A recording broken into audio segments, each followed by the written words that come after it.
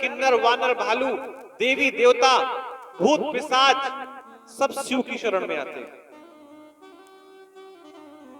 मान अपमान का कोई उन्हें फर्क ही नहीं है। कब मान हुआ कब सम्मान हुआ। उदासीन, उदासीन का एक साधारण सा मतलब है कि बेलपत्र चढ़ा दो तो बहुत फूलेंगे नहीं और ना कुछ चढ़ाओ तो बहुत रूठेंगे नहीं। हाँ, लेकिन इतना जरूर है कि शिव तक अगर आप पहुंच गए, आपका एक फूल शिव तक पहुंच गया तो मनोकामना आपकी अधूरी नहीं रहेगी।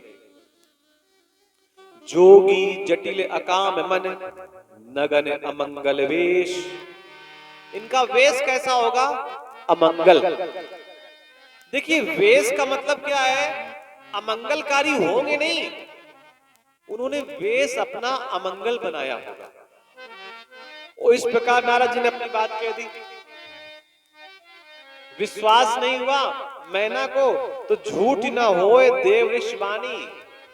भाई ये ऋषि हैं और ऋषि किसी गांव के नहीं है, नगर के नहीं है, देवताओं के ऋषि हैं। और सोचे दंपति सखी शयानी। अब जब इस प्रकार के दो चार अवगुण बता दिए तो उन्होंने कहा कि गुरुदेव अगर कुछ उपाय हो तो बताइए। भाई आपने बता तो दिया कि ऐसी समस्या है, और ऐसी समस्या का समाधान क्या है? जे जे बर के दोष बखाने ते सब शिव पही में अनुमाने। जो जो हमने दोष बताए हैं, जो जो हमने दोष बखान किए हैं, ये सब दोष शिव में समाहित हैं।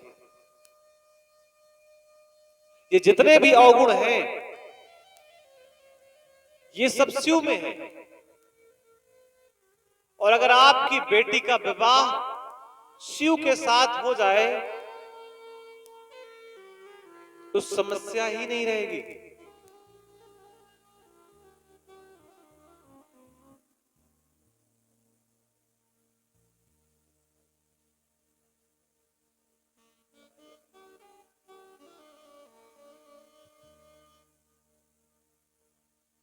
समरथ कहूं नहीं दोष गोसाई।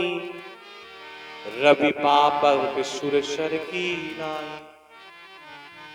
समरथ को किसी प्रकार का दोष नहीं होता। जल में अगर मक्खी गिर जाए तो जल फेंक दिया जाएगा। जल में अगर कोई मक्खी गिर जाए तो जल तत्काल, भले ही मरे ना, केवल गिर जाए तो जल क्या कर दिया जाएगा? फेंक दिया जाएगा। अच्छा ये बताओ, घी में गिर जाए फिर क्या करेंगे?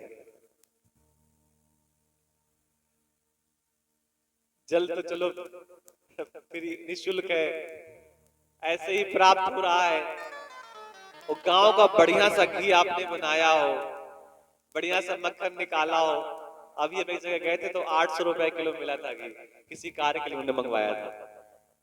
बाजार में तो 400-500 रुपए में ही, 600 रुपए में ही है। घर से मंगवाया था, 800 रुपए में मिला था। और अगर घी में मक्खी गिरेगी तो भैया घी नहीं फेंका जाएगा, मक्खी ही फेंकी जाएगी। और कई लोग तो बड़े मक्खी चूस होते हैं। हमने एक जगह पूछा मक्खी चूस की कहानी क्या है? अरे बोले उसमें जैसे मक्खी गिर जाए घी में तो कुछ न कुछ तो मक्खी में घी लग ही जाता है। बोले हाँ। बोले क्यों घी बर्बाद हो? भाई कुछ तो टाक पे लगा ही होगा उसकी। बोले ऐसा करो जैसे पेड़ चूस लेते हैं, गूदा गूदा अलग, उटली अलग। बोले मक्खी को चूस करके फेंक दिया, मक्खी चूस। अच्छा जिन लोगों ने कभी ऐसा किया है वो समझ जाते हैं, वो चुपके से मुस्कुरा लेते हैं बगल में मुंह करके। बताएंगे नहीं कि कब हमने मक्खी घी से फेंकी। और कुछ लोग तो ऐसा कह रहे होंगे, पंडित जी आप हमारे घर में आए थे ना, जो आपने आपको रोटी खिलाई थी ना, वो वही वाला घी था जो आप कहानी बता रहे हैं। हमारे साथ ना करना, नहीं तो समझ लीजिए। बोलिए वृंदावन बिहारी लाल की। शमरत कौने दोष गुसाई, रवि पावक सुरसर की नाई। रवि सूरज, सूर्य प्रत्येक अशुद्ध वस्तु को शुद्ध कर देता है। कितनी भी गंदगी क्यों ना कहीं पड़ी हो, सूर्य की रोशनी उसमें पड़ती है, उस गंदगी को वहां से साफ कर देती है या सुखा देती है। कितनी भी गंदी वस्तु क्यों ना हो, अग्नि के संपर्क में आने के बाद अग्नि उसे पवित्र कर देती है। किसी के शरीर से उसके प्राण निकल जाएं, सांसों का सिलसिला रुक जाए, तो उस व्यक्ति को छूने के बाद स्नान करता है, ये मानता है कि ये प्राणी अशुद्ध है। और उसी अशुद्ध प्राणी को जब आग से जला दिया जाता है या आग में जला दिया जाता है और फिर उसके नाखून वहां से बटोर कर लाए जाते हैं, उसमें किसी प्रकार की अशुद्धता नहीं होती। रोज शिव का अभिषेक होता है और महादेव के अभिषेक होने से पहले हम लोग भस्म को अपने मस्तक में धारण करते हैं। और जो भस्म होती है वो शरीर की जली हुई राख ही होती है। भस्म का पूरा नाम चिता भस्म होता है। जब कोई शरीर छोड़ता है, उसको जलाया जाता है, उससे जो तैयार होती है उसी को भस्म कहते हैं। और शिव का पूजन करने से पहले उस भस्म को मस्तक में धारण करते हैं, लेकिन उसे अपवित्र नहीं माना जाता क्योंकि अग्नि का उसे स्पर्श मिल चुका है। सूरज सनी जल कृत बारुनी जाना, कबहु न संत करई तई पाना। अभी लास्ट नवंबर और स्टार्टिंग दिसंबर के महीने में हम भी थे, भैया भी थे और भी लोग थे, कथा करने गए। सोगई नाम का गांव पड़ता है, चंदौली जिला में आता है, बनारस के आगे। कलश यात्रा हुई तो गांव के बगल से नदी निकल रही थी, तो कलश यात्रा में जल तो भरा ही जाता है। तो हमने कहा जल कहां से भरेंगे, नदी से भरेंगे या कहीं और से भरेंगे, और पूजन कब करेंगे नदी का, पहले करेंगे या बाद में करेंगे, भाई अपनी अपनी लोक नीतियां होती हैं। तो वहां के लोगों ने कहा पंडित जी हम लोग नदी का पूजन नहीं करते। मन में भाव आया नदी का पूजन क्यों नहीं होता? भाई नदी में अगर पानी गंदा भी हो कोई बात नहीं, लेकिन बहता पानी रमता जोगी ये तो पूजनीय होते हैं, और नदी का पूजन क्यों ना करें, क्या कारण है? तो उन्होंने बताया कि ये ऐसी नदी है जिसमें दोष ही दोष है। कर्मनाशा, बोले हम लोग इसमें नहाते तक भी नहीं है, इसका जल किसी काम का नहीं आता। वही कर्मनाशा नदी बहते बहते बहते बहते आगे बनारस के आगे गंगा में मिल जाती है। वही कर्मनाशा नदी बनारस के आगे गंगा में मिल जाती है और फिर भी गंगा अपवित्र नहीं होती। यही यहां पर कहा जा रहा है कि सुरसरी जल कृत बारुनी जाना, कबहु न संत करई तई पाना। अगर कोई कह दे कि इसमें वारुणी में गंगा जल मिला हुआ है तो भी संत महात्मा उसका पान नहीं करते। उस कर्मनाशा नदी का जल किसी भी उपयोग में नहीं आता, किसी भी कार्य में नहीं आता, लेकिन वही जल जब गंगा में जाकर के मिल जाता है तो अपवित्र नहीं माना जाता। ये गंगा का अपना स्वभाव है। गंगा किसी में नहीं मिलती, सारी नदियां गंगा में जाकर के ही मिलती हैं। तो ये सब अवगुण जो भी मैंने बताए, ये सब शिव के पास जाने के बाद गुण बन जाते हैं। शिव के निकट जाने के बाद गुण बन जाते हैं। तो अगर पुत्री शिव के निकट पहुंच जाए, शिव के वामांग में बैठ जाए, तो अवगुण भी गुण बन जाएंगे। और ये उपाय कैसे हो सकता है?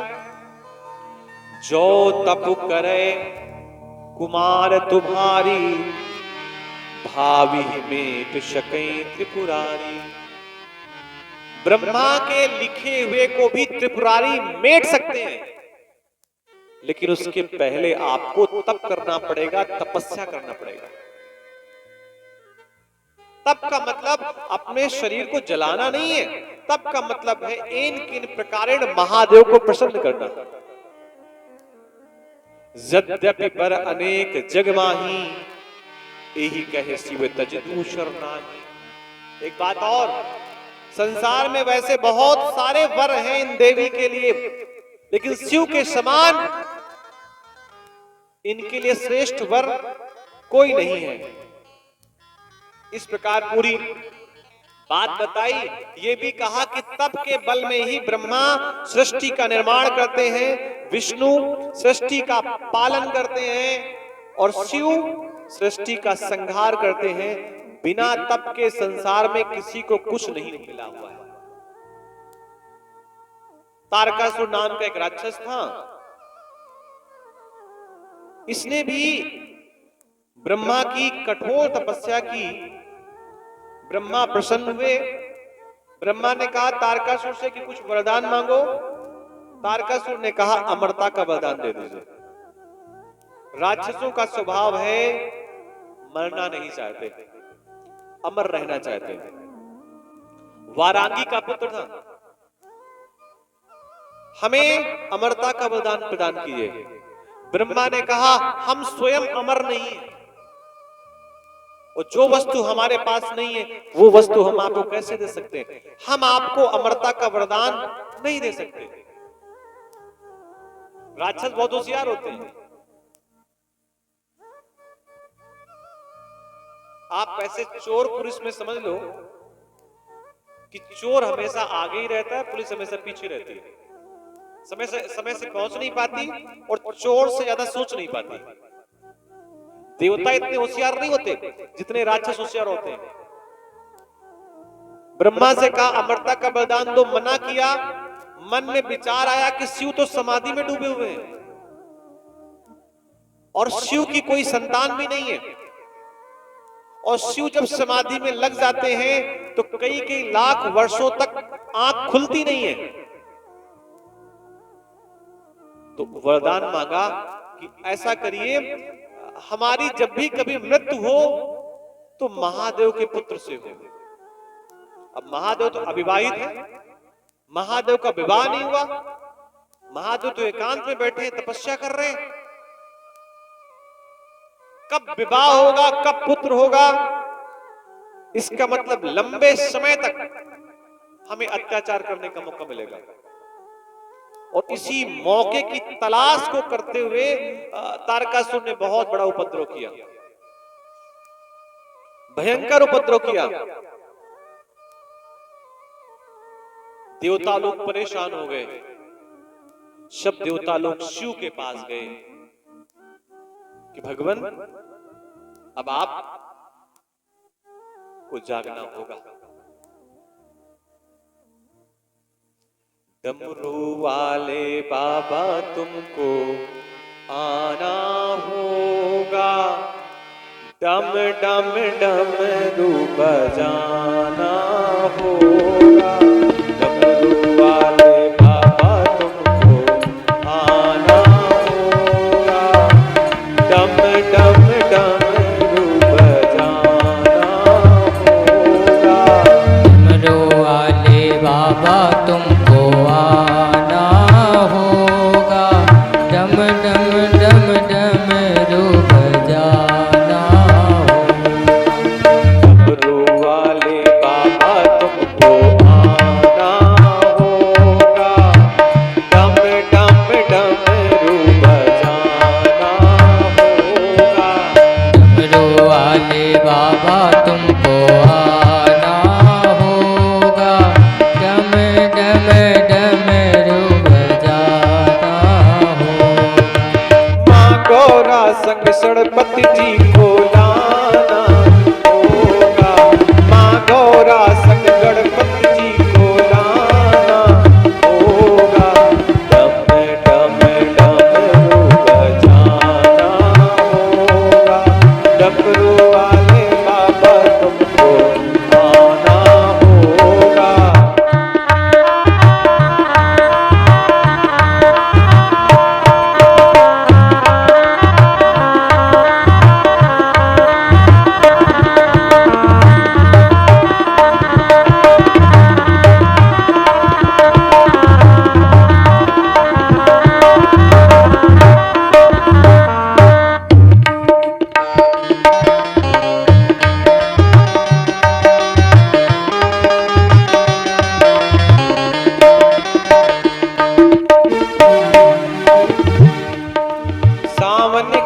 महीने में हम कांवड़ लेके आएंगे। सावन के पावन गंगा जल से बाबा तुमको नहलाएंगे। पावन गंगा जल से बाबा तुमको हम नहलाएंगे। कांवड़ियों को पार लगाना होगा। कांवड़ियों को पार लगाना होगा। डम डम डमरू बजाना होगा। डम डम डमरू बजाना होगा।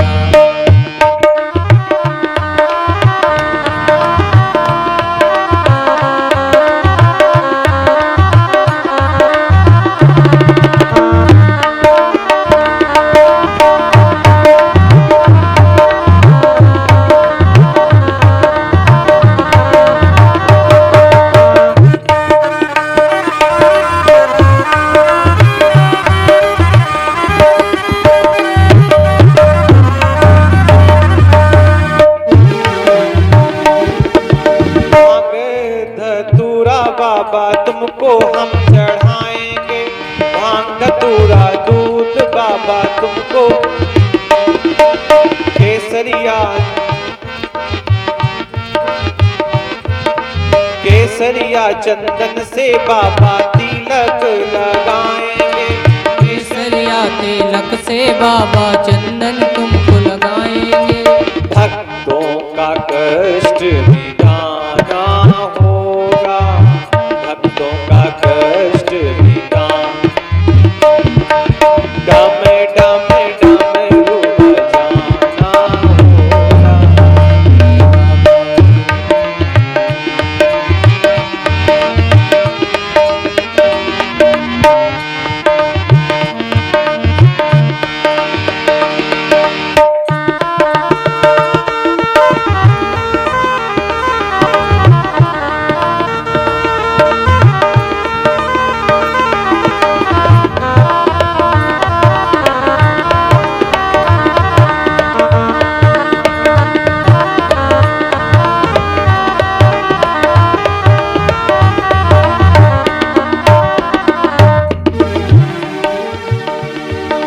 जैसा भी रखोगे बाबा वैसा ही मंजूर है।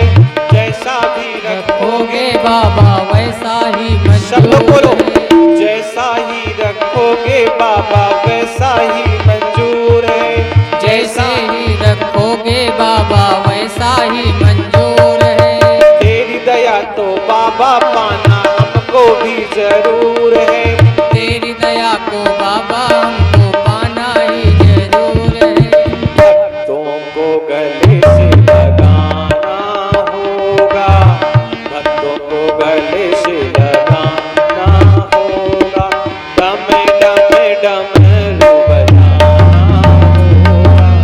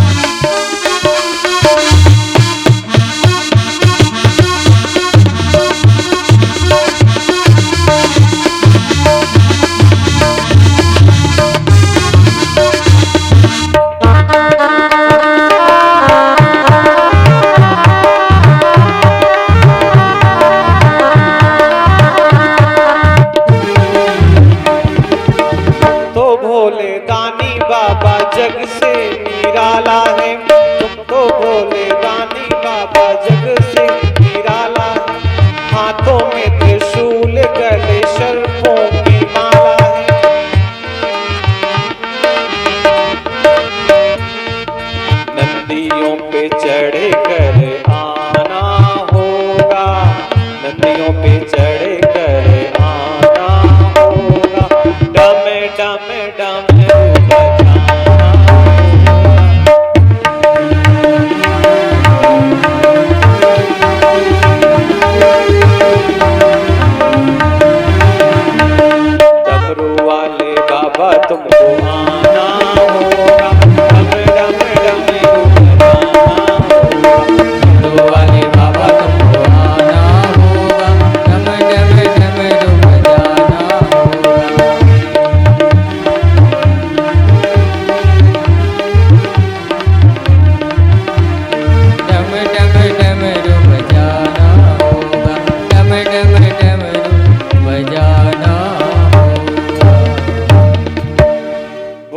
जंगलेश्वर महादेव की जय। एवं दयावता शंभुर विज्ञप्तो नंदिनाभृशम शनै